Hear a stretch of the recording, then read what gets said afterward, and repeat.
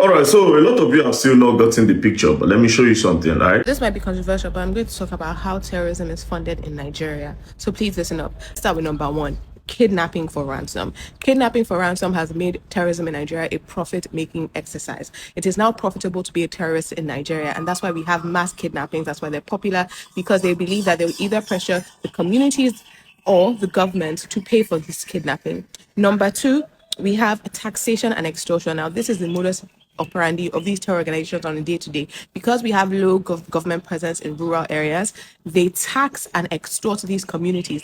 Communities must pay tax before a farmer can go to his farm or to leave his farm. This is a very popular means of making money when it comes to terrorism in Nigeria.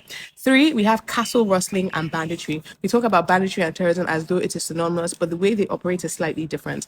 Banditry, in terms of stealing cattle, stealing farmlands, and terrorizing communities to pay either for the taxation or extortion from before, or of course, to give them their goods. We need to understand that profit in terrorism in Nigeria is so well documented that it's now said that Nigeria sends out funds, Nigerian terrorists send out funds to the international counterparts.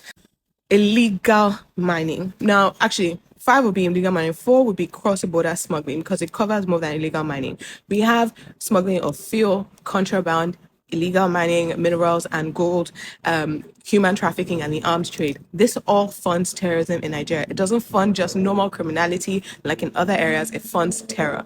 When you now consider the illegal mining empire, where some people say that Nigeria loses $9 to $15 billion per year because of illegal mining, we have at least 15 of the critical minerals required for the world today when it comes to EV batteries, AI technology, industrial, all the things needed for industries around the world. We have those critical minerals, whether it's copper, iron ore, lithium, gold. All of those things are in Nigeria, and therefore the illegal mining industry is funding terrorism to an existential degree. There's a recent report by Reuters that everyone should read, but again, there have been multiple studies on this. If we go past that, after illegal mining, there's also looting and raids. This is less funding and more equipment. We have terrorist organizations attacking military installations and police stations so that they can get equipment from them. But of course, they also have funds from the mass kidnapping, from the illegal mining, billions of dollars per year.